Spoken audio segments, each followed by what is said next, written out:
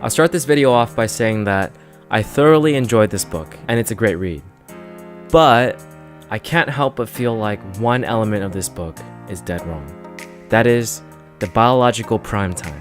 And yes, I did make that one of the lessons in my best lessons series, but after keeping track of my energy for about 2 months, I can at least confirm that for me, it's bullcrap. I'm not some alien or special human being, so I know that if it doesn't work for me, it more than likely doesn't work for some other people out there too. If it works for you, then that's perfectly great. But I just want to share my thoughts and experience with this concept. During the time I tracked my energy, my weeks were practically identical in terms of routine. I ate at the same times, at similar amounts, and the same things. I worked at the same hours, exercised at the same time, you get the idea. Most of the variables were pretty much the same. I also journaled each night and wrote out what I did and when I did them, so I know for sure that my observations of my variables are pretty sound. I wrote out all of my energy levels 1 through 10 for each time slot, and also detailed what each level should feel like. And after a few weeks, I made a chart. I looked at some days and the energy levels for those days made no sense in correlation with the other days.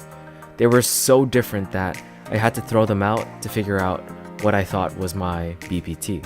I then concluded that I had my BPT around 11 a.m. and 4 p.m., but then more weeks passed and I continued to keep track of my energy because I thought it was fun. I realized that 11 a.m. and 4 p.m. were most definitely not my prime times, because I would feel extremely productive at different times pretty often, and I would feel not productive at those times pretty often as well.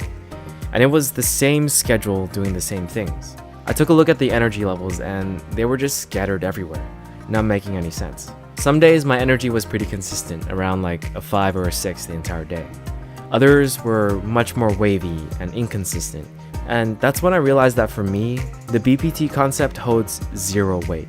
I've had experiences where I felt like I was around a 3, but when I started my night routine the next minute, my energy became a 6 for an hour.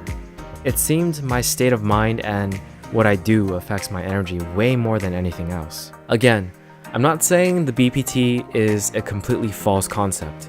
Maybe it really works. Or maybe it's just your mind telling you that you work best at this time, and that's why you work best at that time. I really don't know. But I do know that it doesn't work for me, and there's no way that I'm some kind of exception. The moral of the story is that you should always try things out for yourself to find out if it really does work for you. I can definitely see someone not trying it out thoroughly and then locking themselves down to working at certain times that they think are their BPT and limiting themselves. So try not to be that person. Anyways, I just wanted to make this quick video as a warning and follow-up, talking about the productivity project. Once again, the book itself is great and I'd recommend it. Just that one concept that I had to follow up on in my experiments. But that's just me. Let me know in the comments what you think or have experienced with the BPT. Thanks for watching. I'll see you in the next one.